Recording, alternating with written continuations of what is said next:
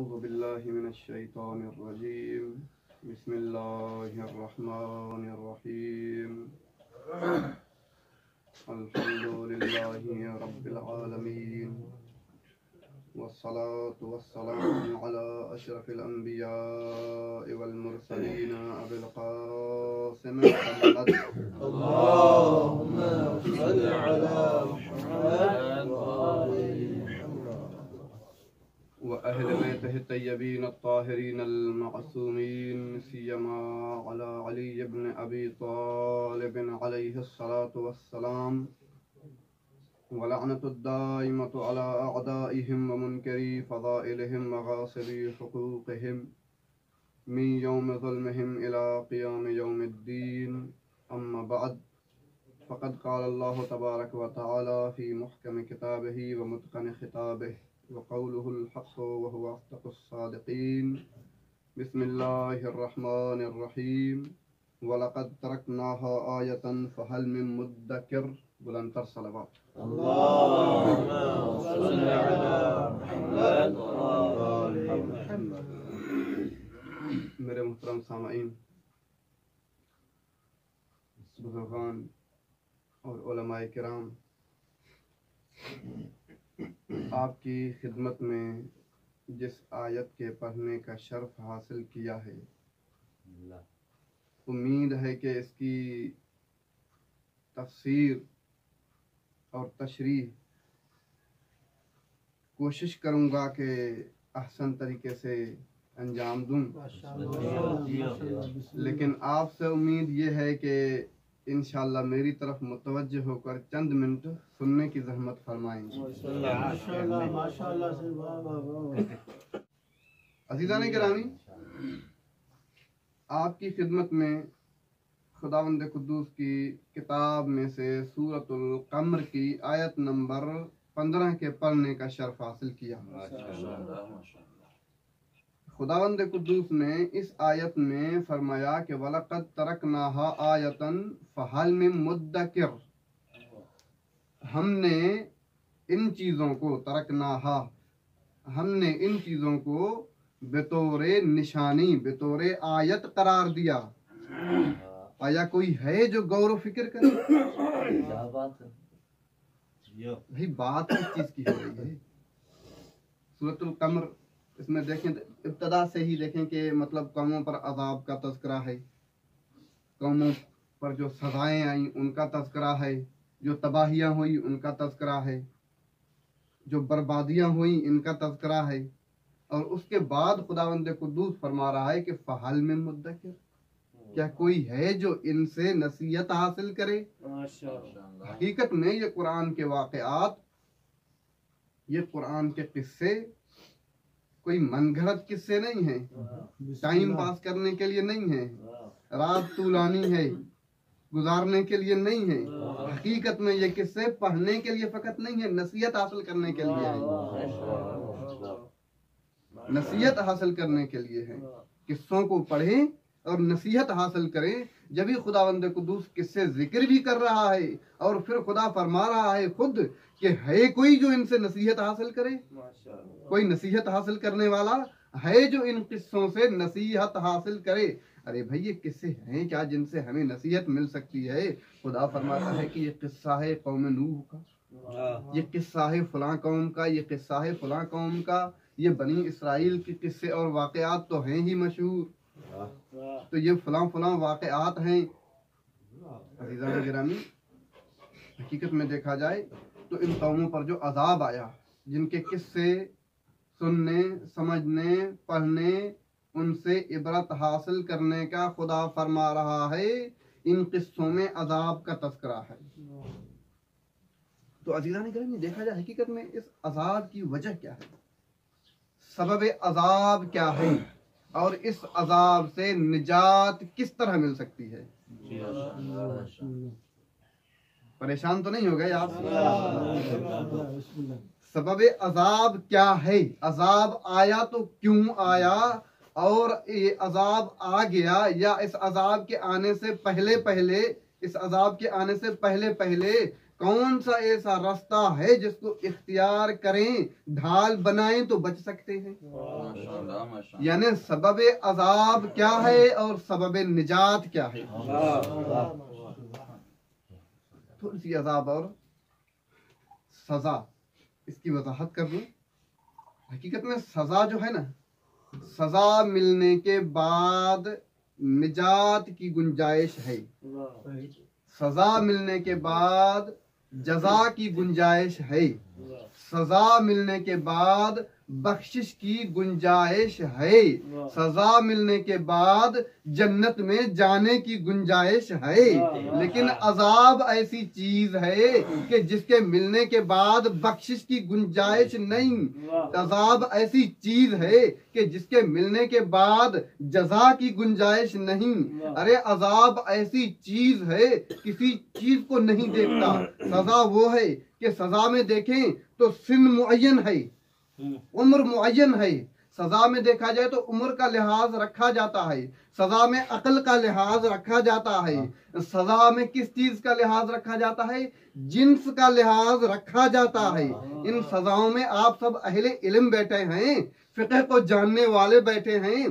सजा ऐसी चीज है जिसमें इन तमाम चीजों को मलहूज नजर रखा जाता है। लेकिन अजाब ऐसी चीज है जिसमें किसी चीज को नहीं देखा जाता, न उम्र को देखा जाता है, न सिन को देखा जाता है, न किसी की रिश्तेदारी को देखा जाता है, न किसी की उम्र को देखा जाता है, न रिश्तेदारी को देखा जाता है, न जिन्स को देखा जाता है। अरे हद तो ये है कि नबी की रिश्तेदारी को भी नहीं देखा जाता।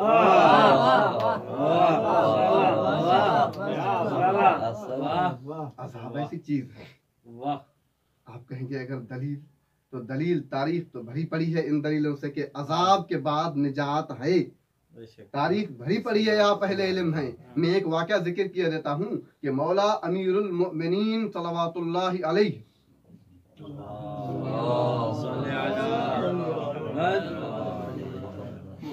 मौला के दौरे खिलाफत ज़ाहिरी में मौला महफिल सजाए बैठे हैं। एक शख्स आता है, मौला का मुहिब आता है, अर्ज करता है मौला मैंने गुनाह किया है, मुझे उसकी सजा दीजिए। खुद आके कहता है, इकरार जुर्म करता है महफिल में कि मौला मैंने गुनाह, ये देखे मुहिब अली, मैंने गुनाह किया है।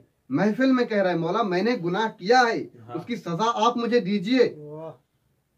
अच्छा गुनाह क्या किया है? कहा मौला मैंने चोरी की है, चोर की सजा यह है कि उंगलियां काट दे मौला, मौला उंगलियां काट दे, मैंने जुर्म किया है, मैंने चोरी की है, मुझे सजा दीजिए। अब इसका जैसे ही इकरार जुर्म किया, मौला ने कहा तुमने इकरार जुर्म कर लिया, अब सजा देना मेरा काम है, आओ तो मैं तुझे सजा देता हूँ। अच्छा सजा मिली, मौला ने उसकी उंगलियां काटी और ये महफिल से निकला, कूफे के बाजार में आया, कूफे के चौराहे पे आया और वो हथेली उंगलियां जो कटी हुई थी हथेली पे रख के घूमता जा रहा है, बाजारों में चलता फिर रहा है। वो हथेली हाथ की हथेली पे लेकर और लबों पे कसीदा अली जारी है। कटी हुई उंगलियां हथेली पे रख कर लबों पे कसीदे अली जारी है, बाजारों के चक्कर लगा रहा है। अजीजाने गिरामी लोगों ने देखा कि अजीब इंसान है, सजा मिली है, उंगलियां कटी हैं, बजाय इसके कि अली पर कुछ कुछ कहे कि मेरी उंगलियां कट गईं। अरे ये अली के कसीदे पढ़ रहा है। कहा तुम लोगों को नहीं मालूम ये सजा नहीं है, अली ने मुझे इस दुनिया में सजा दे के उस अजाब से बचा लिया। सजा तो मिल गई लेकिन निजात भी मिल गई। और बात यहीं पर खत्म नहीं हुई। जैसे ही इस वाक़े का अमीरुल मोमिनीन को पता लगा कि ये बाजारों में चक्कर लगा रहा था, ये कटी हुई उंगलियां हथेली पर थीं और जिक्र अली लबों पे जारी था, कहा कंबर इसको लेके तो आओ। कंबर चलता फिरता बाजारों में इसके पास पहुंचा कि अमीरुल मोमिनीन ने बुलाया है। ये वही कटी हुई उंगलियां हथेली पे लेकर अमीरुल मोमिनीन के पास हाजिर हुआ। मौला ने कहा जरा इधर आओ, करीब आया, मौला ने कटी हुई उंगलियां उठा के वहीं जोड़ दी। कटी हुई उंगलियां, आप लोगों ने गौर नहीं किया, मौला ने कटी हुई उंगलियां उठा के जोड़ दी दोबारा। जब जोड़ी तो लोगों ने एक अजब की हालत में सवाल किया कि ए अमीरुल मोमिनीन, पहले तो इसकी उंगलियां काटी थीं, अब वही उंगलियां आपने जोड़ दी। कहा काटी इसलिए थी कि उसका हुक्म जारी किया था, सजा दी थी, और ये जोड़ी इसलिए है कि मोहब्बत की जजा दी है।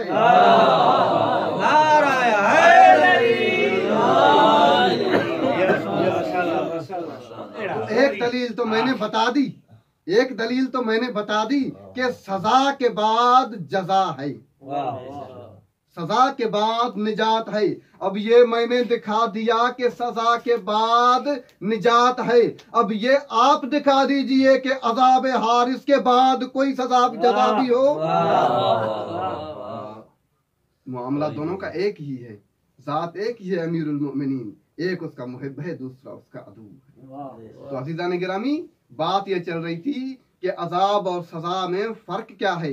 अजाब ये है कि जिन्स को नहीं देखता, नस्ल को नहीं देखता, उम्र को नहीं देखता, किसी भी चीज को नहीं देखता, वक्त को नहीं देखता अजीजान गिरामी। लेकिन सजा एक ऐसी चीज है जिसमें उम्र को भी देखा जाता है, जिन्स को भी देखा जाता है, और सजा ऐसी चीज है जिसके मिलने के बाद जजा की गुंजाइश है। कि सबबे अजाब, सबबे अजाब क्या है? और अजाब ऐसी चीज है जो रिश्तेदारियों को नहीं देखती। अजाब रिश्तेदारियों को नहीं देखता, यानी मेयार अजाब क्या है? मेयार अजाब रिश्तेदारियां नहीं है, मेयार अजाब है गुस्ताखियां और नाफरमानियां। मेयार अजाब है गुस्ताखियां और नाफरमानियां। अरे आपको जनाबे नूह नबी के वाक़े का तो पता है। जनाबे नूह नबी के जमाने में, उनके दौर में जब अजाब आना था, वो किश्ती बनी और किश्ती में सब सवार हुए, बेटा रह गया,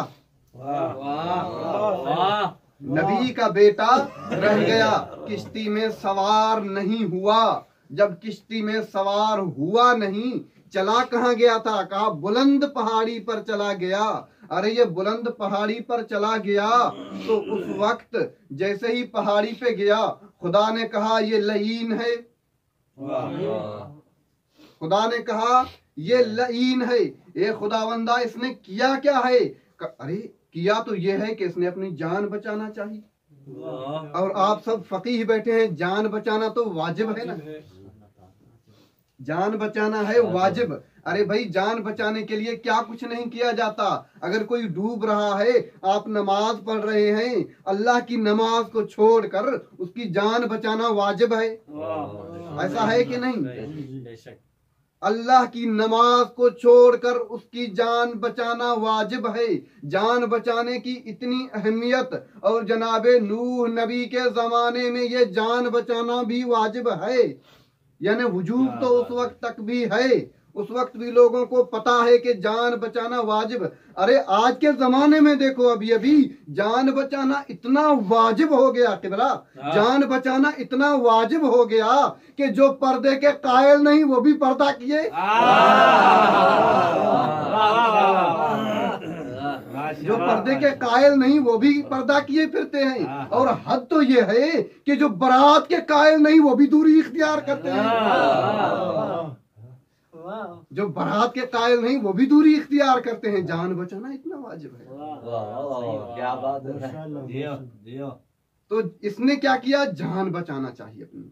खुदावंदा इसने अमल तो वाजिब किया था, तुम ही ने वाजिब किया है। भाई खुदकुशी हराम है, जान बचाना वाजिब है।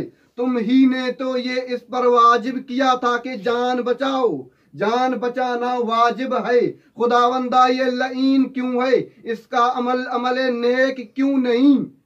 कहा इसका अमले नेक इसलिए नहीं कि जान बचाना वाजिब है, मगर किश्ती में आकर बाहर नहीं। अरे देखिए, नमाज वाजिब है, रोजा वाजिब है, हज वाजिब है, ज़कात वाजिब है, ये अमर बिल मारूफ नहीं अनिल मुनकर, ये तमाम तवल्ला तबरा, ये तमाम तर चीजें वाजिब हैं। नमाज भी वाजिब है, रोजा भी वाजिब है। नबी की दरबार में आइए पूछते हैं, ए अल्लाह के नबी, आप पर वही नाजिल हुई, जिब्रील तमाम तर अहकाम लेकर आए, जरा तफसील बताइए। नमाज कहा वाजिब है, रोजा कहा वाजिब है, हज कहा वाजिब है, ज़कात कहा वाजिब है। ए नबी, ये आपके अहल बैत कहा ये किश्ती है। यानी नबी बता रहे हैं, कुरान भी बता रहा है कि नमाज तब कबूल होगी जब अहल बैत की किश्ती में आओ,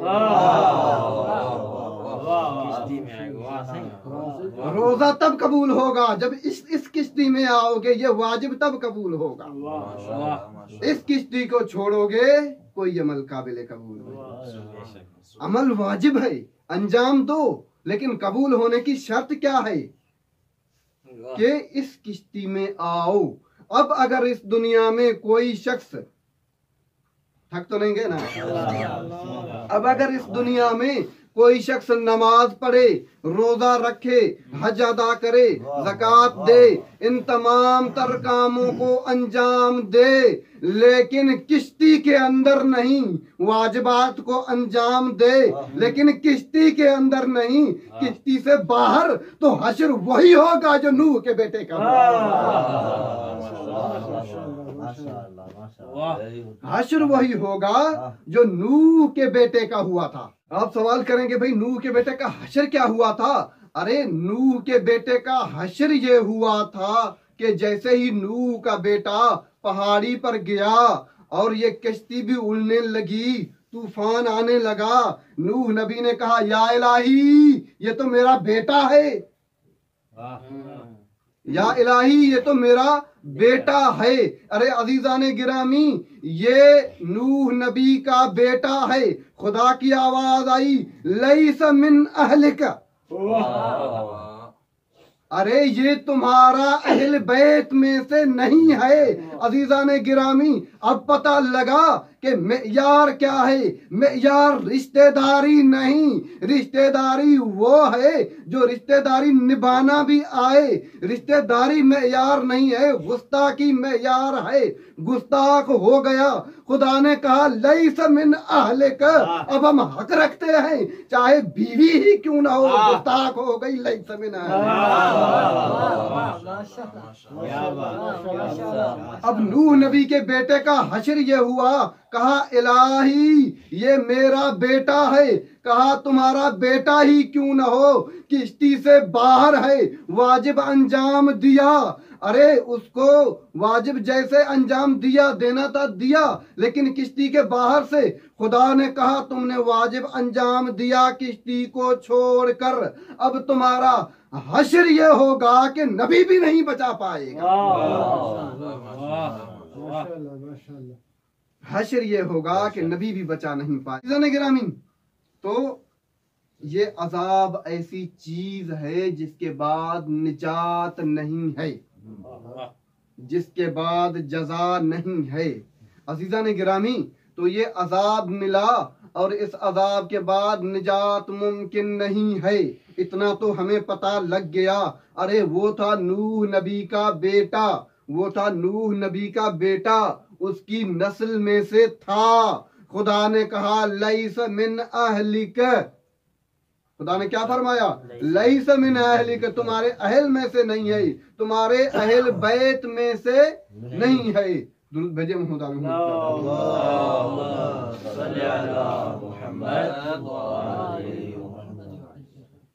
यानी मालूम हुआ कि रिश्तेदारी कितनी भी क्यों ना हो, लेकिन अगर नाफरमानी होगी तो ये रिश्तेदारी भी फायदा नहीं देगी। यानी नाफरमानी, गुस्ताखी, खुदा के नजदीक मेयार ये है कि गुस्ताखी करेगा, नाफरमानी करेगा, कोई रिश्तेदारी फायदा नहीं देगी। मैं तकरार कर रहा हूँ, खुदा कह रहे तुम नस्ल में से ही क्यों ना हो, लेकिन नाफरमानी करोगे। नूह नबी का बेटा, उसका बेटा था। इब्राहिम का चचा आजर चचा था। तब्बत यदा अबी लहबिन व तब। अबू लहब कौन था? नबी करीम का चचा था। अरे ये रिश्तेदारियां फायदा नहीं देगी। नूह नबी का बेटा था, अजाब आया। आजर नबी इब्राहिम का चचा था, अजाब आया, अजाब से नहीं बच पाएगा। अरे अबू लहब नबी करीम का चचा था, लेकिन तब्बत यदा अबी लहबिन व तब, अजाब से नहीं बच पाएगा। अरे अगर नबी से रिश्तेदारी, अरे तवज्जो तो है, अरे अगर नबी से रिश्तेदारी अजाब से नहीं बचा सकती तो सोहबत कैसे बचा पाएगी?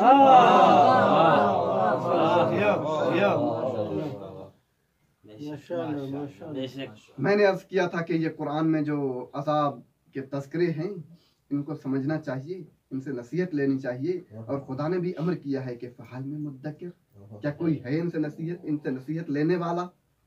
कोई है जो इनसे नसीहत ले, नसीहत हासिल करे? तो अजीज़ान गिरामी, ये वाक़यात हमारे लिए नसीहत हैं। जानना चाहिए कि सबब अजाब क्या है। सबब अजाब यह है कि तमाम अमाल अंजाम क्यों ना दो, लेकिन किश्ती को छोड़ा निजात नहीं मिलेगी। और सबब निजात यही किश्ती है। सबब निजात किश्ती है। किश्ती में आओगे तो निजात पाओगे। अजीज़ान गिरामी, तारीख में बहुत सारे वाक़यात मिलते हैं कौम बनी इसराइल पर अजाब आने के। बहुत किस्म के अजाब आए और उन अजाब में से एक अजाब इलाही ये है कि खुदा ने उन पर जालिम हुक्मरान को मुसल्लत किया। जालिम हुक्मरान को मुसल्लत किया। और ये था कैसा, थोड़ा इसकी कुछ वसफ भी बयान कर दूं। अगरचे तारीख में इख्तलाफ है कि ये जो बख्त नस्र, इसके बारे में तो इख्तलाफ है कि ये किस नबी के ज़माने में था। तो कुछ कहते हैं कि किसी नबी के ज़माने में, कुछ किसी नबी के ज़माने में, लेकिन बहरहाल मिन जुमला एक नबी का जिक्र करना है। नबी दानियाल के ज़माने में, नबी दानियाल के ज़माने में ये थे। और नबी दानियाल को हुक्म हुआ कि शहर के फलां कोने में जाओ। जैसे ही गए तो वहाँ देखा कि वहाँ पे कोड़े पर एक बच्चा रखा हुआ है। अरे ये बच्चा वहीं पे मिला हमें। कहा जी ये बच्चा रखा हुआ है। हुक्म क्या हुआ? कहा नबी को हुक्म हो रहा है, नबी को हुक्म हो रहा है कि इसको उठाओ और इसकी परवरिश करो। नबी को हुक्म हुआ इस कूड़े से इस बच्चे को उठाओ और इसकी परवरिश करो। अरे इस बच्चे को उठाने का हुक्म, वो भी बच्चा कौन सा, कूड़े पे है। कहा ए अल्लाह बताइए तो ये बच्चा है किसका? कहा नहीं, इसका बाप किसी को नहीं मालूम कि कौन है इसका बाप, किसकी नस्ल से है, किसी को नहीं मालूम ये किसका है। बस तुम ले जाओ और परवरिश करो। करना क्या है? कहा इसी के जरिए अजाब लाऊंगा बनी इसराइल पर, इसी के जरिए बनी इसराइल का खात्मा करूंगा, तबाही करूंगा। एक बच्चा है, एक बच्चा है। अच्छा बच्चा है कौन? बच्चा वो है कि जिसकी नस्ल मालूम नहीं। बच्चा वो है कि जिसकी नस्ल मालूम नहीं। और परवरिश पाई किसके हाथों पे? नबी के हाथों पे परवरिश पाई, नबी के हाथों पे परवरिश पाई। अरे हैरत ये नहीं है कि नबी के हाथों पे परवरिश पाई, हैरत ये है कि नबी के हाथों पर परवरिश पाकर भी कुछ हासिल नहीं कर पाया, असर नहीं मिला। अरे जो नबी के हाथों पर परवरिश पाए लेकिन नस्ल में खराबी हो तो वो सीधा नहीं हो सकता। नबी के साथ रहकर कैसे सीधा, नबी के साथ रहकर कैसे उसको जज़ा मिलेगी। तो अज़ीज़ान गिरामी, ये नबी के साथ रहकर ये कोई शुभा है, हकीकत नहीं है। तो हकीकत में बहुत सारी रिवायात हैं जिनको जिक्र करना अभी तूलानी हो जाएगा। तो इसी ही वाक़े को देखा जाए तो इसी ही वाक़े में ऐसे शख्स को, ऐसे बच्चे को पालने की, तरबियत परवरिश करने का हुक्म मिला कि जिस बच्चे की नस्ल का पता नहीं, किसकी नस्ल से है पता नहीं है, परवरिश की नबी ने परवरिश की। जब बड़ा हुआ तो खुदा ने हुक्मरानी दी, और हुक्मरानी दी किस लिए? कहा इसको इक़्तिदार देंगे, इसको मेंबर देंगे, इसको कुर्सी देंगे, इसके हाथ में सब कुछ देंगे, इसलिए कि ये अजाब बन जाएगा बनी इसराइल के लिए। तो अजीजा ने गिरामी, अब पता लगा किसी को हुक्मरानी मिलना, किसी को मेंबर मिलना, ये उसकी सदाकत की दलील नहीं। कभी उसके अगर नस्ल में शुबा हो और अजाब बने किसी कौम के लिए, तब भी मिल जाता है। मेयार मेंबर नहीं, मेयार हुक्मरानी नहीं। तुम कितने ही खलीफे बनाते जाओ, हकीकत देखो इनकी नस्ल क्या है।